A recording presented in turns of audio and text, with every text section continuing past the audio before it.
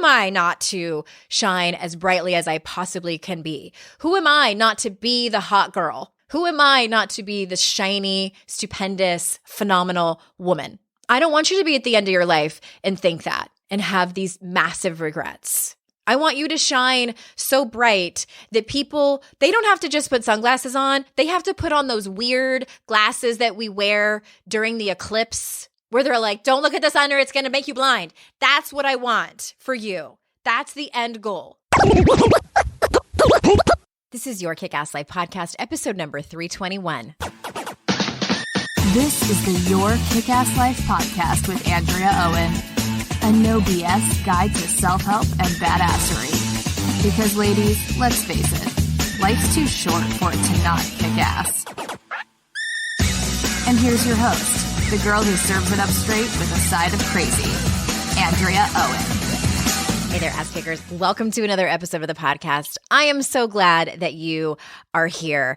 A couple of weeks ago, I turned on the mic and recorded this episode. I didn't really have concrete plans for it, but I knew that I needed to record myself as I was fired up about this topic. And here we are.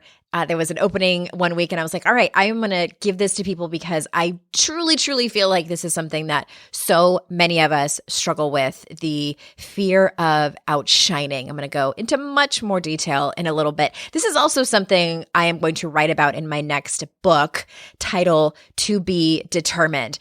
One of the things I did not talk about when I recorded this episode was that the fear of outshining is really deep-rooted in our own shame. It is the shame, or I should say, trying to avoid shame. And we stand back, and that's really where our fear stops us. I know it has stopped me more times than I would like to admit. And the thing is that when we don't know that that's what's stopping us, it's really easy for us to just keep going with the old habits that we have over and over again. You read about a lot of those habits in How to Stop Feeling Like Shit.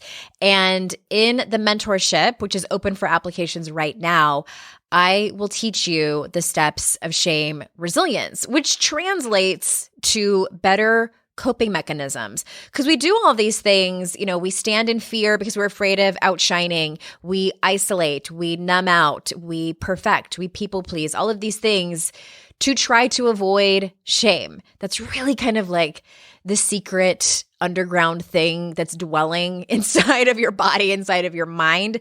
And we get it all out in the open. You will understand what your triggers are. You will learn better coping mechanisms so you can be a better you. What I would love for you to do is go check out the kind words, the testimonials that the women have left on the info page. They have said it so much better than I can of what they walk away with and what they learn.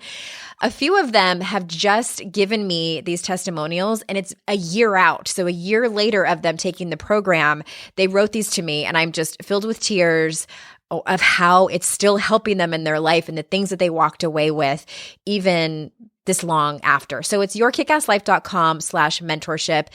Really, if you're that person whose podcast app is full of self-help podcasts and you're really looking for that bit of transformation, you don't need any more information. What you really need is transformation. This program helps you implement. It's not just more information. It actually will help you implement the tools that you learn into your life. Okay. yourkickasslife.com/mentorship. And really, I don't think I have anything else to say except I can't wait for you to listen to this. I would love for you to message me on Instagram if it spoke to you. I love it when you guys share these podcast episodes and you tag me. I'm at Your Kick-Ass Life on Instagram. By the way, if you don't follow me over there, thank you so much for listening and sharing. And without further ado, here is today's episode. All right. This is something that I've really wanted to talk about for a while, and maybe I just didn't have the right words to put together, the right examples, but I had a conversation this morning with a client and it came up. And it's one of those moments where I just decided to turn on the mic and talk about it because I feel fired the fuck up about it. So y'all are gonna have to sit tight and listen. The topic is around the fear of outshining. Really, it's sort of a double topic because there's the fear of shining at all, which I think is a challenge that a lot of us, and when I say us, I mean women or anyone who identifies as a woman, that's a challenge we face really just from the get-go, is just shining at all. But what I'm going to specifically talk about today is the fear of outshining others.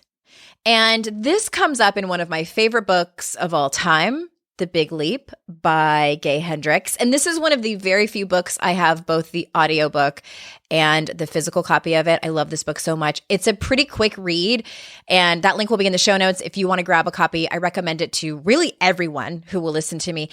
He talks about what are two very directly related topics, and that is what he calls your zone of genius versus your zone of excellence and competence. But he also talks about the upper limit problem. And again, they're directly related. What I am specifically going to talk about is one of the fears that he identifies in dealing with upper limit problems, and that is, as I've mentioned, the fear of outshining. Here's the thing. Upper limit problems come up all over the goddamn place. It's littered like a public park that nobody's paid attention to for a long time. This topic comes up so much with my clients. And if you go back and listen to Rachel was on the podcast, I will link to that also in the show notes. That was a great example of an upper limit problem that I coached her on. But this comes up with so many of my clients and women in my group programs, and specifically this client that I was talking to this morning, is she's struggling with this one particular thing in her life. And it really wasn't about the topic that she brought.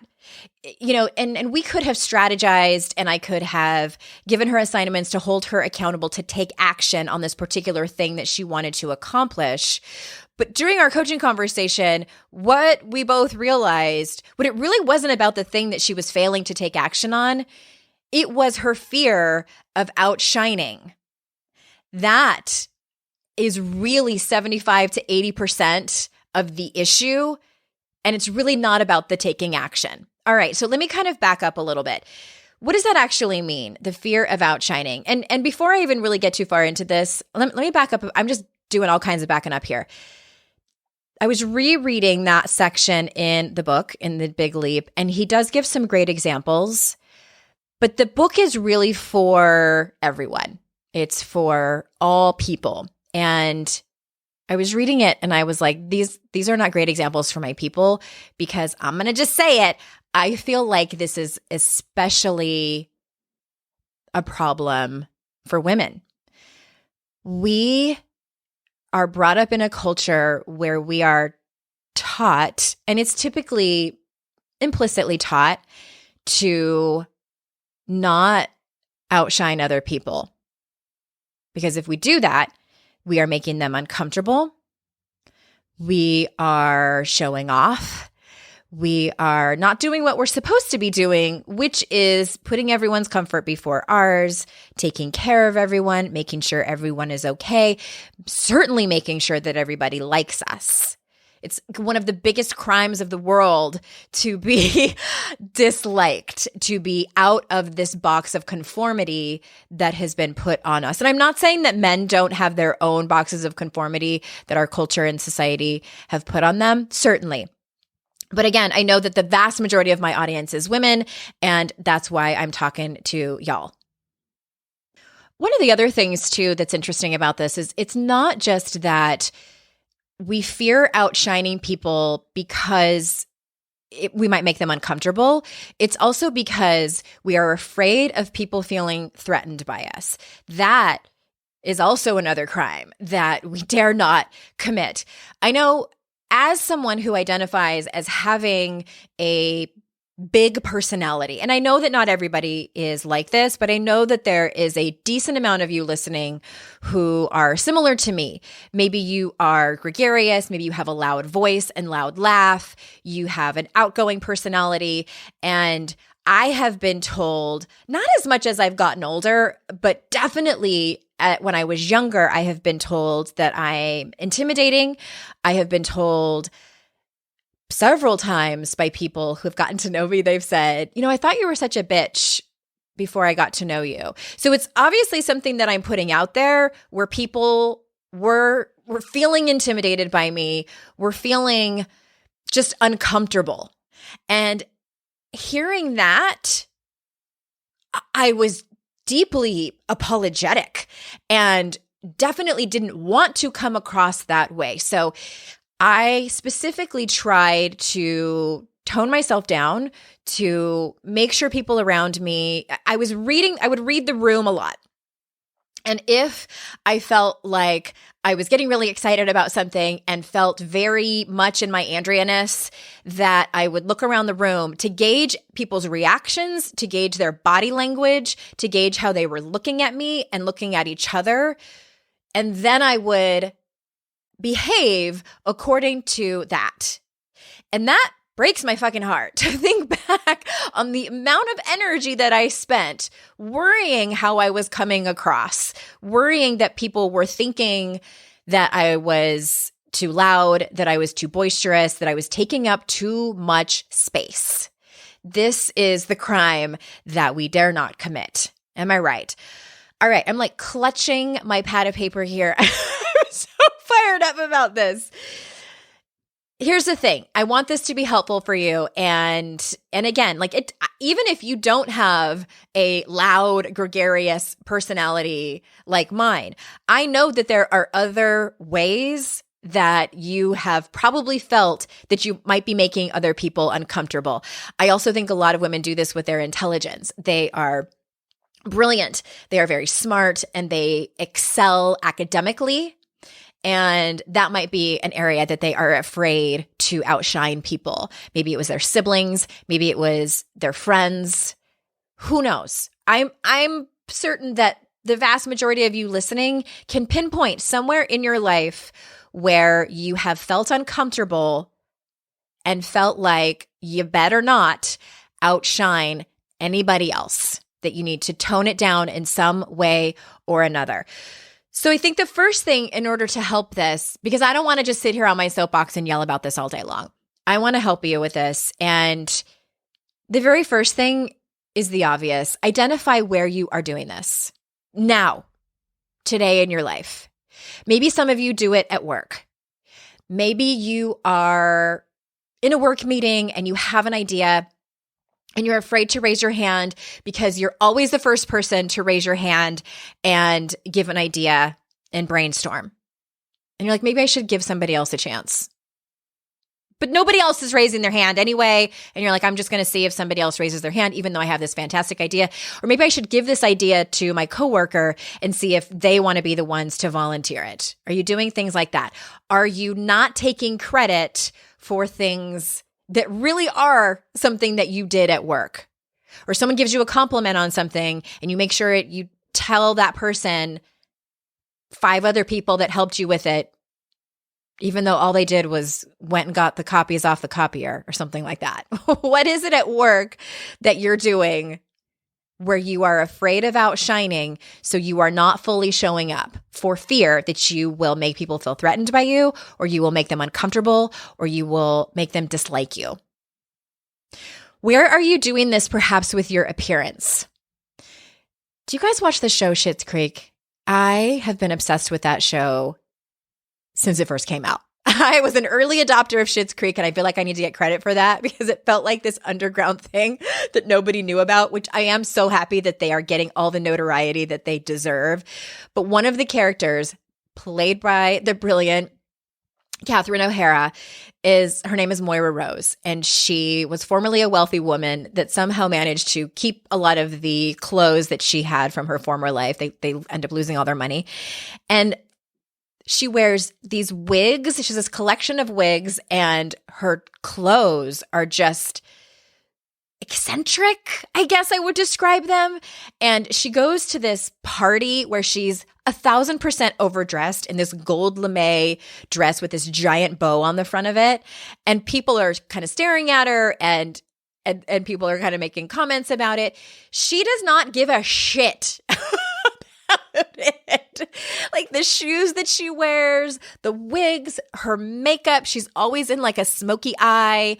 She reminds me a little bit of Cha-Cha de Gregorio, and you all know how much I love her. If you don't know, I will drop that link in the show notes for you, and you can go and listen to my long soapbox about my affinity for Cha-Cha de Gregorio from the movie Grease. I love women like this. And of course, these are characters, but just what they represent in their confidence around, and in Moira Rose's case, the confidence about her appearance. She does not care if she makes people uncomfortable. She does not care if people feel threatened by her appearance, by her presence in general. So do you do this in your life in any way? Do you sabotage yourself so that you don't outshine? Have you grown up hearing how beautiful you are, so you try to tone down your appearance as to not make other women feel uncomfortable by your appearance? There's this terrible quote that, oh my God, and I don't know who said it. I really need a fact checker who can do this for me. But it's something to the extent of, there's this unsaid secret that all women hate the most beautiful woman in the room. And I understand that. Like, I can see how that would be true in this messed up culture that we live in, where we don't just celebrate the shit out of people. But maybe that's you. Maybe that's you, and you try to tone down your appearance as to not make people uncomfortable. Do you do this in your friendships? I know I do. I went through a phase where I had to really take a look at where I was doing this. I have a very close friend who I was feeling like I have to stay at the same pace with her in terms of our career. I had made up that I needed to like be her pacer. Like we were running some kind of marathon, and like she had like hired me or something to stay with her. You know, you can do that. You can like hire someone to pace with you and make sure that you don't fall too far behind or go too fast, so then you run out of energy. This is what I had subconsciously made up. And the real fear was that if I succeed more than this person, then I will leave her behind, and then she won't like me anymore. She will think I am being a show off. She will think I am being too ambitious. She will think I am being too smart. You know, all of these things. And I was sabotaging my own success. I was basically just putting a fire hose on my own fire. And this person had never told me, I want you to keep pace with me. This person never said, do you really need to write a second book? Never, ever. This person has always celebrated my success and my ambition in the first place. I was totally making up a story about this. If I leave people behind, I will be alone. That's the subconscious story I was making up. Once I realized that and then had a conversation with her about it, my income doubled. I was also working on my money stuff too. All sorts of doors flew open. They flew off their goddamn hinges once I discovered that and worked through it. Again, so we're still on the identifying part of this. Do you do this in your romantic relationships? Maybe your partner has a high-profile job where you have made up this unconscious, subconscious story. Is it unconscious or subconscious? I never know which is right. So I'm going to just go back and forth. Maybe you've made up this story and you want only this person to be the one who's the star. There's only room for one of us. And again, I don't know the science behind this, but I do think that this is gender specific and that women struggle with this differently than men do. And in a heteronormative family, typically it's the wife who is the supporter. You know, behind every successful man is a great wife and all that other bullshit. She can't shine as bright as him because it would take something away from his success. We dare not emasculate our partners. Are you doing that in your romantic relationships? The second part is for you to identify why. Why are you doing this? And what I want you to do is to journal on this. Put pen to paper. I mean, this episode might be the aha moment that you need. I don't want you to stop here. Please, I am begging you not to stop here with just this awareness. The awareness will get you only so far. The real work comes from putting pen to paper, from having conversations with your friends about it, to really starting to dig underneath and figure out why. Why did you have this unconscious story? Is it something that happened when you were a kid? Maybe you were an overachiever and you were really smart and your parents were like, we think you're awesome, but your siblings aren't as smart as you are, so we're only going to celebrate you so much. Like, did you somehow learn to tamper it down back then? Or maybe, like so many of us, you just grew up in the same culture that we all did, where girls were not meant to shine bright. I'm probably going to tell this story in my third book that I'm currently writing right now. When I was about 10 years old, I was riding bikes with one of my friends on our street, and she was talking about another friend, and she said, oh, she thinks she's so hot. And I had never heard another girl talk about another girl like that, talk badly. Or maybe I had, but this was the one that stood out in my mind very much, and feeling shame in that moment, even though she wasn't talking about me, but also feeling like I very much understood that that was a thing that we did not want to do. Like, don't be a show off. Don't be a know-it-all. Don't be a bragger. So from a very early age, I understood that we were not to act like we were all hot.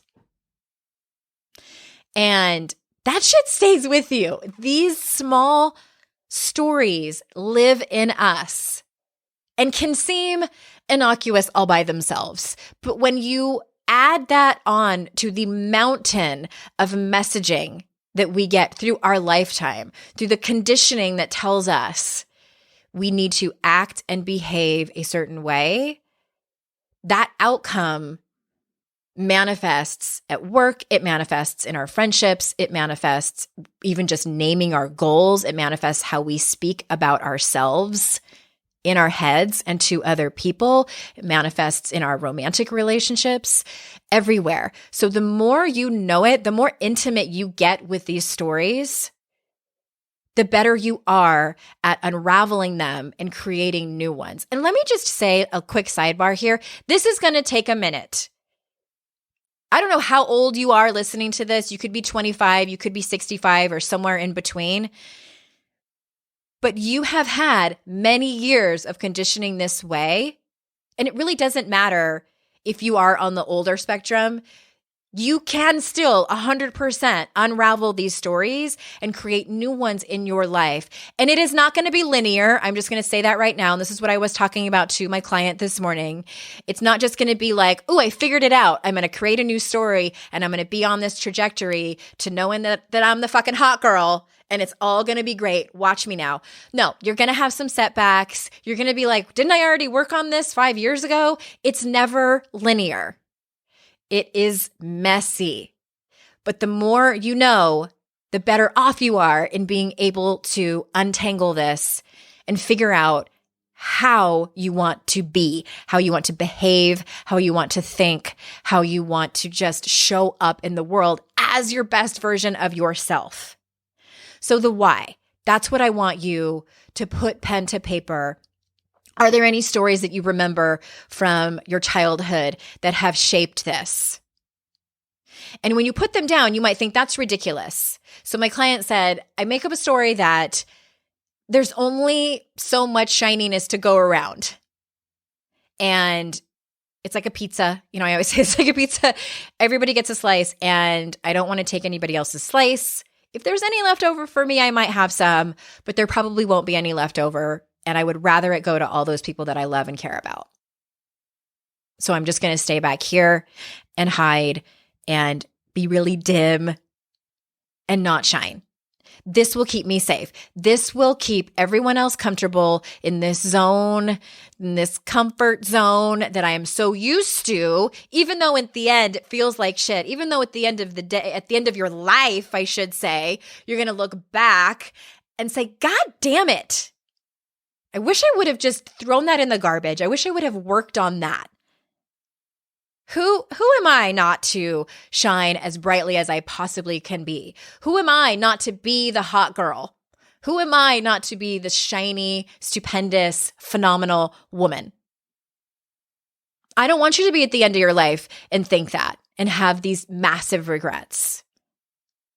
I want you to shine so bright that people, they don't have to just put sunglasses on. They have to put on those weird glasses that we wear during the eclipse where they're like, don't look at the sun or it's going to make you blind. That's what I want for you. That's the end goal. All right, now I'm sweating. But it's the why. That's what I want you to uncover. And once you uncover that, you can look at these stories that you have made up. You can connect the dots. You can do inner child work if that's what works for you. You can bring this journal or notes that you took to your therapist. You can bring this to a conversation with your friends where they get this kind of stuff. I want you to start having these conversations with other people that you know will get it and that you trust.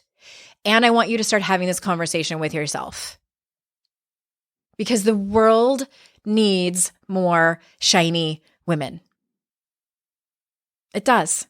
It needs you to not hide. It needs you to come out from worrying about making people uncomfortable or worrying if they're going to feel threatened by the space that you're taking up, the shininess that you are putting out there. I love you guys.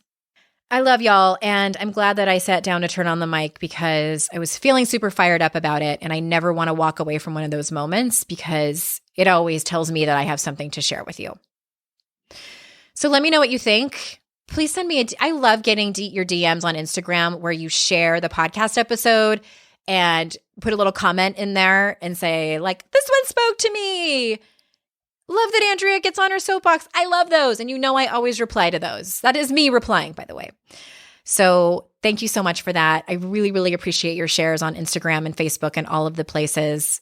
And thank you for spending time with me. You know how valuable I think your time is. I love that you spend it with me. Thank you so much. And until next time, ass kickers, I will see you all out in cyberspace, hopefully shining your asses off.